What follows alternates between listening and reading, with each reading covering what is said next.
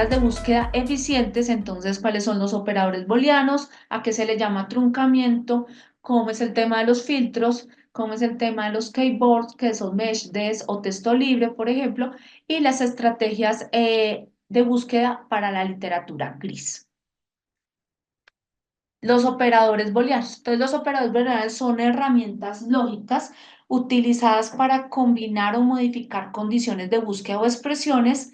Los más comunes son and, or y not. El and que significa intersección, el or que significa unión de sinónimos y el not que permite refinar los resultados de la búsqueda al especificar relaciones entre términos y que queda excluido en esa engraje de los términos. Los operadores booleanos son bien conocidos porque vienen desde la matemática. Ustedes recordarán cuando veíamos los conjuntos por allá como en tercero o cuarto de primaria, entonces que las bolitas estas de los bolelianos se parecen a ellos. Entonces, se basan en la expresión de verdadero o falso y en el contexto clínico los utilizamos como herramientas esenciales para realizar las búsquedas de información para que sean precisas y eficientes y permiten combinar los términos, refinar los resultados y excluir información irrelevante si encontramos sinónimos del mismo concepto. Los ejemplos de los bolerianos los tenemos ahí. Entonces, ahí tenemos, por ejemplo, cuando se utiliza el and para encontrar artículos que traten de ambos temas. En este caso puse diabetes y complicaciones. Y tenemos el OR como una búsqueda de información sobre enfermedad cardíaco e infarto. Entonces nos permite hablar de cualquiera de los dos temas. O tenemos el de not, que en este caso lo que queremos es que excluya a los niños y nos deje solamente asma. Y también se pueden combinar entre ellos, como es el ejemplo de cáncer de mama en mujeres, en donde combinamos el and y el not y nos permite decir que nos incluya cáncer de mama, pero que no vaya a aparecer en hombres. Y se puede buscar, por ejemplo, para buscar los términos, en este caso, en el último ejemplo, de trastornos del sueño, lo excluíamos, pero dejábamos adultos mayores o ancianos. Ahí tenemos la combinación de los tres. Entonces nos permite delimitar la búsqueda, nos permite encontrar resultados más relevantes, nos lleva a la eficiencia, es decir, nos permite ahorrar tiempo en el número de resultados irrelevantes que podamos encontrar y asimismo en el siguiente proceso, cuando estamos haciendo, por ejemplo, una revisión de tamización, nos hace más el proceso de ese proceso más eficiente y nos permite adaptar la búsqueda a diferentes necesidades y contextos por su flexibilidad, dependiendo pues de lo que vayamos a ir combinando. Los truncamientos. Esto de los truncamientos se aplica para en los contextos en donde necesitamos recuperar eh, de manera, eh, de manera clara y automática las palabras que comparten una misma raíz. Entonces, es una técnica que se aplica ese truncamiento que está ahí en el muñequito, que es un asterisco, es el que más se utiliza, para escribir solo la raíz de un término que es seguido a través de este símbolo. Entonces, esto permite recuperar, por ejemplo, variaciones de una misma raíz. Si vamos a utilizar infet, que creo que es el ejemplo que tengo, eh, nos permite identificar al colocar el truncamiento, nos permite encontrar, por ejemplo, palabras como infección, infectados, porque vienen de la misma raíz. Entonces, el truncar es cortar la palabra en el punto donde empiezan las variaciones previsibles e insertar ese símbolo para recuperar todas esas variantes en una sola operación de búsqueda. Algunas plataformas utilizan es el símbolo peso o utilizan el símbolo pregunta. Pero la mayoría utilizan el asterisco. Entonces, así nos permite reducir el riesgo de omitir artículos por variaciones morfológicas, ya sea por el plural, por el gerundio o por utilizar ortografía británica o estadounidense. Y puede disminuir la precisión si la raíz es demasiado corta. Entonces, por eso, esa es una limitante y se recomienda tener presente que hacia dónde queremos dirigir los términos para no caer en ese error, porque ahí es donde le cortamos la posibilidad a la búsqueda de identificar evidencia que esté citada con esas palabras. Por ejemplo, en el ejemplo de catéter o de catástrofe. Tenemos otro que es el uso de las comillas.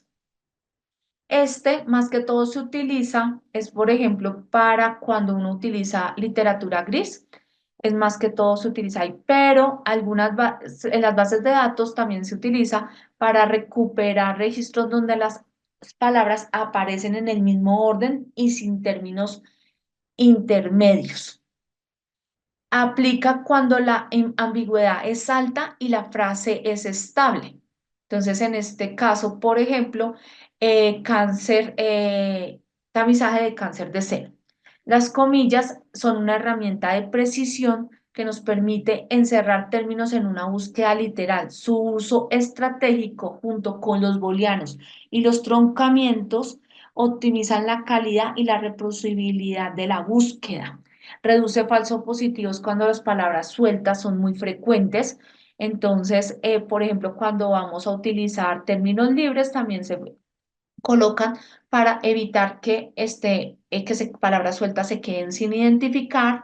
Dentro de las comillas no se permite truncamiento en la mayoría de los sistemas, fuera de ellas sí. Entonces ahí tenemos un ejemplo de infecto nuevamente en donde no es válido colocarlo, si ven, viene comilla, viene la palabra y viene el truncamiento, pero sí por fuera. Y las comillas eliminan registros donde hay artículos con preposiciones o sinónimos intercalados. Seguido de esto, tenemos la de los filtros y los keyboards. Entonces, tenemos los mesh. Los mesh es un tesauro controlado jerárquico. Esta se utilizan para la indización y búsqueda en Medline a través de PubMed. En Clinical Trials también se utilizan y en todo lo que tiene que ver con los catálogos de NLM, que es la Escuela de Medicina. Tienen una estructura jerárquica, utilizan subencabezamientos y permiten matizar los aspectos de la búsqueda. Los DETs también son un tesauro controlado, este es cuatrilingüe, porque utiliza español, portugués, inglés y francés y están derivados de los mesh. Los encontramos en Lilac a través de la biblioteca virtual en salud y los utilizamos también para las búsquedas en redes latino-iberoamericanas. Añade otras áreas temáticas regionales y facilita la interoperabilidad multilingüe entre las búsquedas. Los entre son el tesauro controlado de Embase.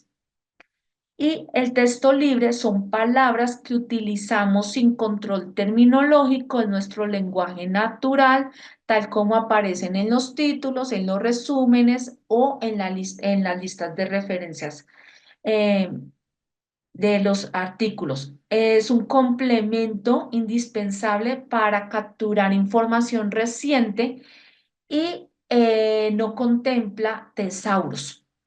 Admite truncamientos, operadores de proximidad y comillas y no, el incluirlo nos puede llevar a que nos generen cierto ruido, entonces por eso hay que saber en qué momento es que los vamos a incluir a cada uno dentro de la búsqueda. Entonces, los mesh y los deads, al ser un tesauro controlado, nos lleva a una mayor precisión.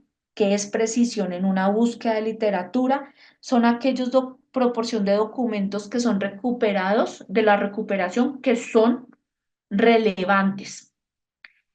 El texto libre nos lleva a una mayor sensibilidad porque nos permite captar artículos recién indexados.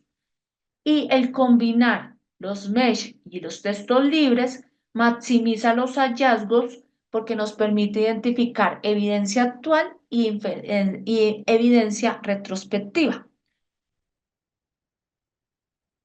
La sensibilidad en una búsqueda de literatura se denomina como aquella proporción de documentos relevantes que fueron captados mediante la estrategia, pero y se consideran como evidencia importante.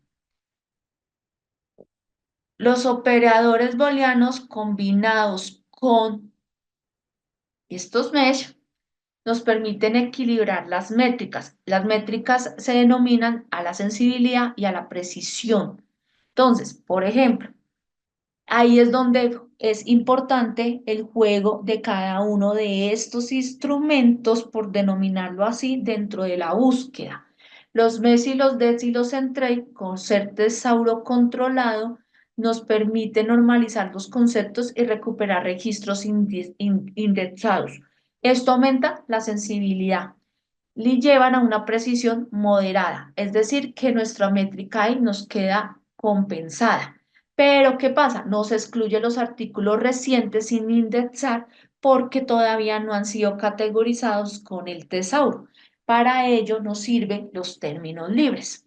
Entonces, si le incluimos los mesh o los depth o los centrate, dependiendo en la fuente en donde estemos buscando, le incluimos los operadores booleanos y le incluimos los términos libres, esto nos permite tener un buen equilibrio de esas métricas, porque con los unos ganamos sensibilidad, con los booleanos, por ejemplo, ganamos sensibilidad si hacemos toda la combinación con OR, aumentamos la precisión cuando lo combinamos con el AND, entonces ahí vamos equilibrando. Y adicional a eso, pues los términos libres nos llevan a una mayor sensibilidad y a una precisión variable porque nos permite encontrar la información que ha sido más recientemente involucrada porque la determina a través de los títulos o de los resúmenes. Entonces, jugando con esto es que podemos mantener el equilibrio de esas métricas, pero hay que saberlo hacer. Y ahora vamos a mirar en el plano operativo de cómo se va a llevar cada uno de los pasos para poder mantener esa optimización. Los filtros, podemos hacer filtros por idioma, por diseño, por metodología y dependiendo de esa pregunta y dependiendo del proceso de selección que también hayamos definido. Porque hacemos la pregunta y decimos, listo, es una pregunta de diagnóstico, vamos a utilizar tales fuentes, es una pregunta de intervención, lo vamos a diseñar con una PICO y vamos a utilizar tales fuentes, pero vamos a incluir ensayos clínicos controlados, vamos a incluir estudios observacionales o vamos a hacerlo en función de revisiones sistemáticas y dependiendo de eso vamos a identificar ese filtro. Vamos a hacer filtro por diseño, vamos a hacer filtro por temporalidad o vamos a hacer filtro por idioma o vamos a hacer filtro por país, por región, dependiendo de hacia dónde ya vamos a orientar nuestra búsqueda. Eh, Estos filtros nos permiten ganar precisión metodológica, precisión práctica o precisión contextual, dependiendo del filtro que apliquemos. Tenemos otra parte que es las estrategias de búsquedas adicionales, que son las de literatura gris. ¿Ahí se está viendo bien o el conector de Zoom está tapando los títulos? No se está viendo bien. Listo, perfecto. Se ve bien. Ok. Entonces, ¿a qué denominamos literatura gris? La literatura gris ha sido denominada como una producción científica no controlada por la edición comercial, habitualmente no indexada en las bases de datos biomédicas tradicionales. Entonces, a eso son los manuales técnicos, las tesis, los informes gubernamentales, los documentos técnicos, los documentos de política que salen publicados, los preprints, las actas de congreso, las guías no formales o guías técnicas, los documentos de política. Es necesario buscarlas cuando queremos completar la evidencia, cuando queremos reducir el riesgo de sesgo de nuestra búsqueda y porque nos aporta datos locales o emergentes o porque nos permite completar la búsqueda de la revisión, por ejemplo, sistemática que estuviéramos haciendo si nuestra evidencia formal es escasa. ¿Dónde podemos obtener información de literatura gris? En Recolecta, en OpenGrade, en Teseo, por ejemplo, para las tesis, en los repositorios institucionales o en motores de búsqueda como Google Scholar o como Tridatabase. Se utiliza para su estrategia de búsqueda términos amplios y las técnicas de búsqueda incluyen el uso automático de las comillas. Por ejemplo, en Google hay que hacer filtro por rango de años o por relevancia. Y también podemos utilizar la cadena de citación, citado por. Entonces, aquí tenemos un resumen operativo de los pasos gruesos de la estrategia de búsqueda para poder mantener equilibrada esa sensibilidad, es decir, no perder evidencia relevante, esa precisión, que es obtener una lista manejable de resultados y garantizar la reproducibilidad de nuestra búsqueda según los estándares metodológicos que estemos aplicando.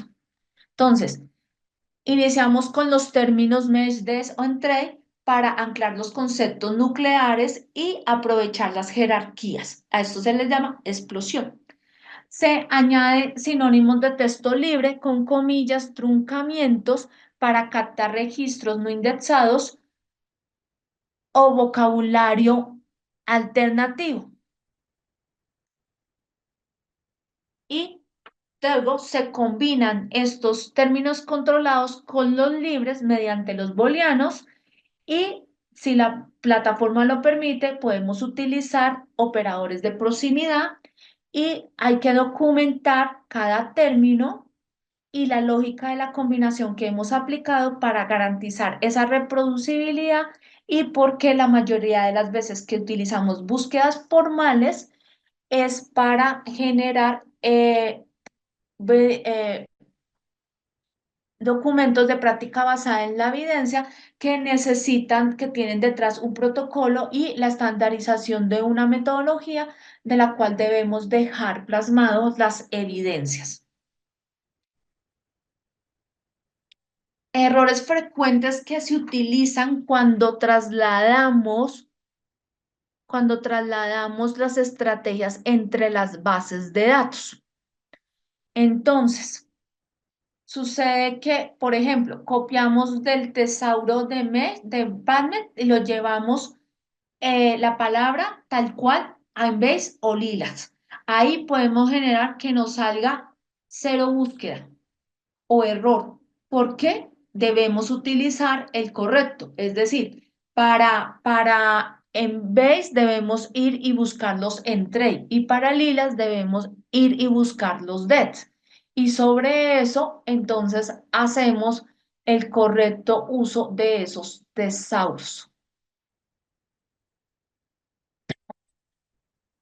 El otro, ignoramos la síntesis de los campos. Entonces, lo que sucede es que vamos y llevamos la cadena tal cual como la tratamos en la primera búsqueda, la llevamos a la siguiente fuente y no hacemos la consulta de cómo funcionan esos términos dentro de la otra base de datos. Entonces, cuando lo llevamos de esa manera, eh, lo que estamos ignorando es que ellos, él no la va a tratar como una equivalencia como nos pasó en la primera fuente. Es decir, para Padme, hipertensión con TIAC entre corchetes es una equivalencia, pero no debemos asumir que para Ambase es lo mismo. Entonces, ¿qué significa T y AD? Título y astra. Esa es la equivalencia, pero no quiere decir que porque Padme la coloca en corchete, en base se va a esperar lo mismo, porque en base la utiliza de otra manera. Entonces, ellos lo que hacen es que la trata como texto libre y eso hace que reduzca nuestra precisión. Olvidar las reglas de anidación. Entonces, hay que tener presente en qué momento utilizamos los operadores OR para unir entre sinónimos y AND para unir los bloques cuando ya tenemos definido cuáles son las líneas de estrategia que vamos a juntar. Mantener el paréntesis cuando, por ejemplo, hacemos una búsqueda en Google Scholar y la trasladamos a otras plataformas o a otro motor de búsqueda, viendo que ellos utilizan son los operadores formales y no utilizan los paréntesis, o a veces utilizan son las comillas. Un truncador incorrecto. Entonces, para Padme se utiliza el asterisco, pero Obi utiliza como el similar al signo peso y Lilas también utiliza el asterisco. Entonces, a eso genera un error de síntesis y hace que disminuya la precisión y eso si le encuentra la información, porque puede sacar la alerta que diga pantalla vacía, que quiere decir que no detectó nada por el error que se llevó. Las frases sin comillas. Entonces, esto genera un ruido documental porque hace que busque, si no le ponemos la comilla al gear, cuando la llevamos al otro lado, por ejemplo, a Cochrane, nos va a buscar todo lo que diga o sea, nos va a buscar la generalidad, no va a ir al específico a buscarnos la palabra que teníamos en la primera búsqueda con comillas. Entonces, hay que llevar las comillas distinguiendo las frases exactas según corresponda. Los filtros más replicados, ¿por qué? Por ejemplo, en PubMed se llama clinical trial, pero en Embase se llama randomizado, controlado, ensayo, ¿sí?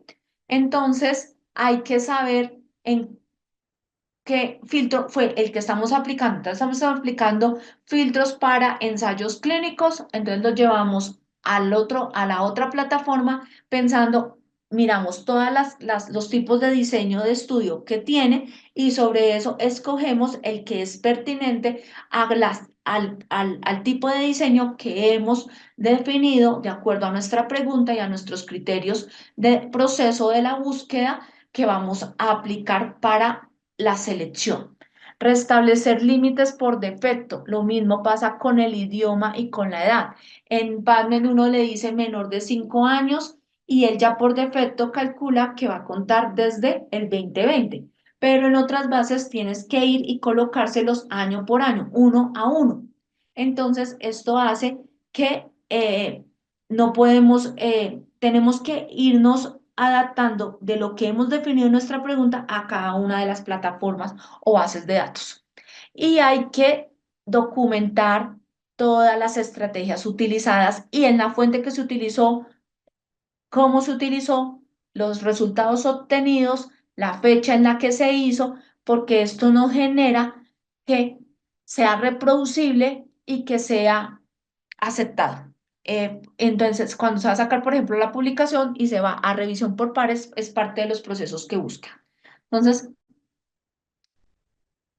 vamos con ya vamos finalizando. Entonces, en resumen, una búsqueda formal sirve para hacer un proceso estructurado y reproducible que nos conduzca a generar evidencia para toma de decisiones y para recomendaciones clínicas, políticas o académicas. Una búsqueda informal nos puede servir para una exploración inicial de un tema, para resolver dudas rápidas acerca de una práctica diaria, de un panorama, de una exploración de tema. Las revisiones sistemáticas, las guías de práctica clínica, los proyectos de investigación, las tesis se deben hacer bajo una búsqueda formal de literatura. Hay que hacer una planificación previa para comenzar a hacer esa búsqueda. Esto nos significa hacer una estrategia documentada de esa pregunta de investigación, que con ello vamos a definir esos términos, vamos a definir los filtros, vamos a definir los tipos de diseños que vamos a incluir, vamos a... Y esto nos permite recuperar evidencia relevante con alta sensibilidad y especificidad.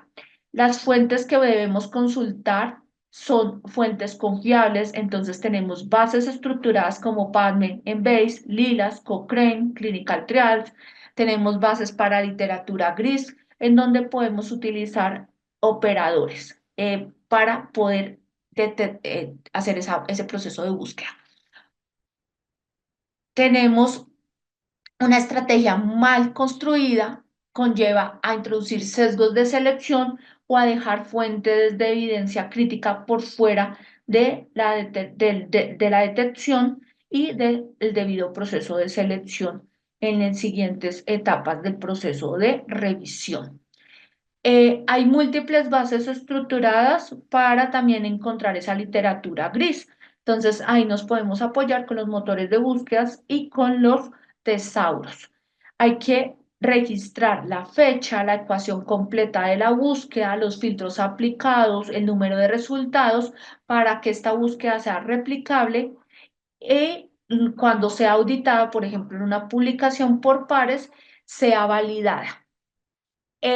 No registrarla nos disminuye la forma de comprobar su exhaustividad y conlleva a que pueda generarse dudas de haber hecho un proceso riguroso y o haber utilizado fuentes no confiables. La que se le denomina una fuente no confiable, aquella que es sin arbitraje, que no tiene que tiene metodología ausente, que las afirmaciones no tienen respaldo y que el contenido está desactualizado o que pareciera que hay intereses ocultos o que tienen sesgos de publicación. Porque las fuentes confiables son revisiones por pares y son con una metodología competente y con los datos transparentes y hay una citación verificable. Eh, Cuando se hace una búsqueda formal, se requiere más tiempo, hay que ir cogiendo ciertas habilidades y se deben hacer a bases, se deben acceder a bases de datos confiables, pero también hay bases que son de carácter gratuito, pero hay otras bases que son de pago. Entonces, los que se tienen afiliación, por ejemplo, a través de las universidades o a través de centros de investigación, y eso pueden acceder, por ejemplo, a Ambase, que no es una base gratuita, o a Science Direct o al Cyber, que tampoco es una base gratuita.